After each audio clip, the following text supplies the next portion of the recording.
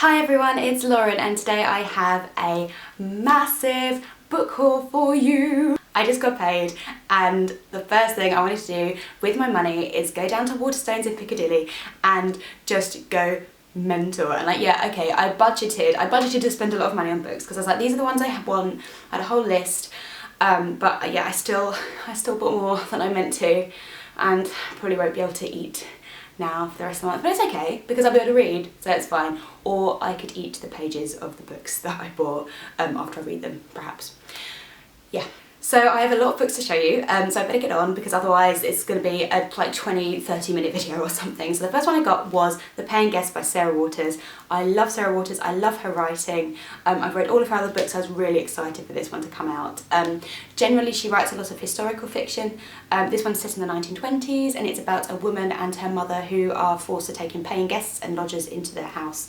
And I imagine, you know, stuff goes crazy from there. There's always a lot of intrigue and like twists and turns in her novels, so I'm excited to read this one. Although I'm a little bit sad because once I've read it, I will have read all of her published work and then there'll be nothing more until she writes another book. There'll be nothing more for me to read, so I might just kind of put it on my shelf and leave it for a little bit. Maybe I might read it like next year or something, just so I've got something to look forward to. The next book that I basically bought because I just read a really good review about it in a newspaper, and it's one I hadn't heard anything about, or an author I hadn't heard anything about, and that is 1004 by Ben Lerner. And yeah, literally I have no clue apart from the fact that the critic writing it was like, this is the best book I've ever read in my life. So I just thought, yeah, alright. I mean, it's always been like in the top 10 of all the hardbacks that have come out recently in the bookshops that I've been in. So, just, yeah. I don't know anything about this, I have nothing to add. And then the last hardback that I got, I'm so excited, I'm so happy. I'm looking at it here in my lap now going, oh, I just love it. I kept admiring it. Like after I bought it, I had it in my backpack and I just kept opening my backpack and going, oh, I'm so happy that I've got it. I really like Lord of the Rings. Lord of the Rings is a really, like, I don't want to say important to me because that sounds really naff, like it's really important to me, but it's just a thing I have with some friends from school, and we watch the films together every year, and it's just, I just love it. And the copy that I've got, I just hate. It's massive, it's all 3 books, it's massive, and it's got the film cover on it, and I just don't like it. You can see it's really well thumbed, and it's just like when you read it, it does like that. I hate this version, and I wanted to get a really nice version of Lord of the Rings. Because I wanted to reread it, so I wanted them separate anyway, so I could reread them easily. I'm so happy I found this copy. Just look how beautiful it is. It's such beautiful paper. I mean, you probably can't see it on camera, but this literally looks like someone has pen inked on this exact copy. Like that's how like detailed and fine the paper is. And it's just gorgeous. I only bought the Fellowship of the Ring because it just feels a bit indulgent to be spending loads of money on a whole trilogy when I already have it and I've already read them. I just want it. This is just like a little extravagance, I suppose. Like I'm gushing so much over it, but oh, I'm so pleased I found a copy that I like, because so many of the other versions of the covers I just think, oh, I don't like them at all, so I'm really happy with this. So those are all the hardback books that I got, and then let's get on to the paperbacks. The first one I got was Black Vodka by Deborah Levy. This is a collection of her short stories. I read her first novel, Swimming Home, last year, and I really enjoyed that one, or novella really, it was quite small. And I'm just starting to get into reading collections of short stories because I never really used to before. And this was in the independent publishers section of the shop, which I just always like to go and have a browse in because just see something a little bit different. This is published by And Other Stories, and it just looked like a really nice copy. So yeah, I wasn't planning on getting this at all, but I just thought, why not?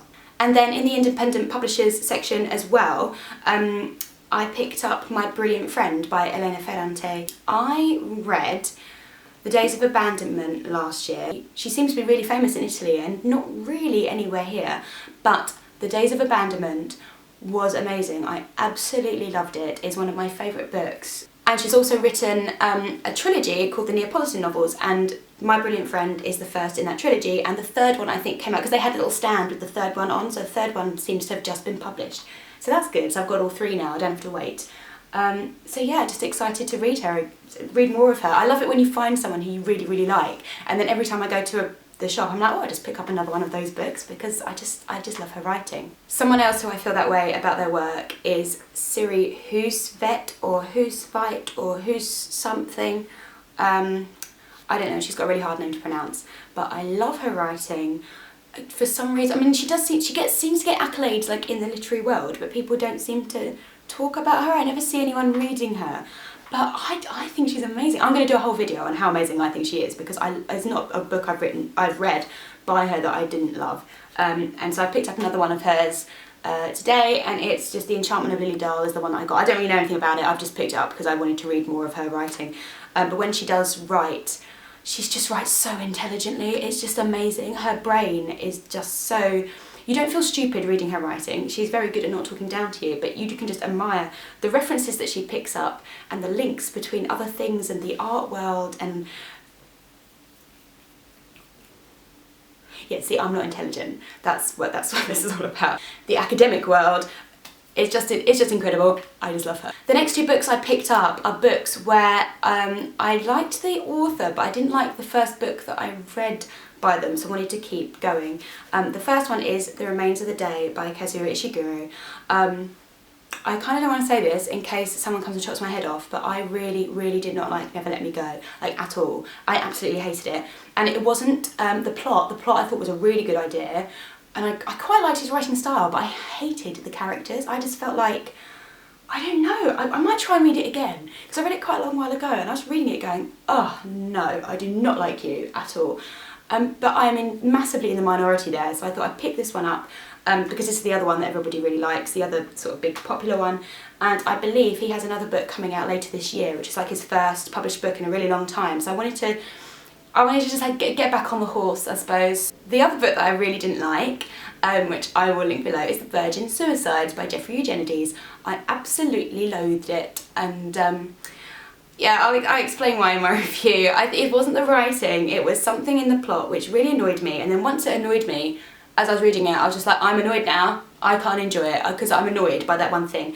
But his writing, aside from that plot point which I didn't like, I really enjoyed. So I picked up Middlesex, because my friend read this a while ago and absolutely loved it, and this one seems like a really interesting idea as well. So I'll have a go at this one. Have another go with Eugenides. I hate not liking books that everybody else likes, because I think there's something wrong with me, or like I haven't got it. So I thought I had another go, I thought I'd keep trying with these two. The next two I got a little bit more fun, like just a little bit more, I don't know why I bought them, I just thought they'd be interesting reads. The first one is Ancillary Justice by Anne Leckie. This has been all over BookTube, I'm not going to explain what it's about, everyone is reading it, everyone is loving it. I'm not a big sci-fi reader, I do read fantasy, but I just don't really read sci-fi, like not because I don't want to, I just haven't ever got into that genre for some reason. This sounds might be a little bit difficult for someone who's not into that genre naturally. It sounds like an ambitious novel, but it sounds really interesting, like because the characters, I believe, are not human, they're machines or planes or like spaceships perhaps, I don't actually know. But they all use the female pronoun, like she or her, so yeah, have a go at that one. Then I also got Station 11 by Emily St John Mandel, or Mandel perhaps. The reason this sounded interesting to me is because it's apocalyptic, but also the main characters are a group of travelling actors who are putting on Shakespeare, and I love me some Shakespeare, so this just sounded right up my street. And the last novel that I got was Everything Is Illuminated by Jonathan Safran Foer, or all of these authors have difficult names, it's really unfair. This is what annoys me about the Waterstones of Piccadilly, because it's like so big, and I love it because it's big, and I go in and I'm like, oh, it's so big. But then at the same time, the books I want, it often doesn't have, because they're like still in storage, or they haven't been shelved yet, or they're somewhere else on display, and they're not where you think they're going to be. Because I really wanted to get Extremely Loud and Incredibly Close, and they didn't have it. It doesn't really matter. I'm sure Everything Is Illuminated will be just as good, and it'll give me just as good a insight into his writing. But it's like, I really wanted to get Boy Snow Bird by Helen Oyeyemi as well, but they had like all her other books, but not Boy Snow Bird, and I was just like, oh, like where are all the hardback books? All the hardback books are like somewhere else. So yeah, I'm going to have to start buying things online, I think. The last physical copy book that I bought was a book of poetry, and it is Hold Your Own by Kate Tempest, and I was inspired to buy this by Jean's Bookish Thoughts, and I will link her review of this collection below because it sounds so beautiful. She explains it so well, and she was really moved by it. And I do not really read poetry at all. It's just kind of really out of my comfort zone, but I wanted to kind of expand my literary knowledge and get into sort of different genres a little bit. And she also said that it was really good for someone who's not really into poetry or not used to reading poetry, that it's quite a good way in for someone dumb like me. So yeah, I'm just just really looking forward to having a go. And then the last books that I bought, which I really want to buy in physical copy, but they are so big, and my boyfriend was just going, oh Lauren, please do not buy any more books, we're going to move soon and we're going to move to a really small flat. He was just like, we will not have space for these books. So I kind of made a bit of a concession, and I bought these on my Kindle, and they are All the Light We Cannot See, and then the two Donna Tartt books that I really wanted, The Goldfinch and The Secret History. So I got those on my Kindle. It's just really unfair, like why do authors write these massive books? And also All the Light We Cannot See, like why is it huge? Why is it huge? Just like, look at this nice thin book. Like that is the kind of book I want to read. I don't understand why things have to be really tall. I have too many books already. I really need to start using my Kindle properly, because I bought my Kindle at Christmas and I've already bought 1 million books, which you've just seen. I'm just going to end up living in a little fort of books when my boyfriend kicks me out. So those are all the books that I had to show you. I will probably not be buying any more books for a really long time, because I will have died of starvation because I ran out of money to buy food. But let me know if you've read any of them. I'd really like to hear some views on which ones you think I should read first. Let me know what books you bought in January, and I'll see you in my next video. Bye!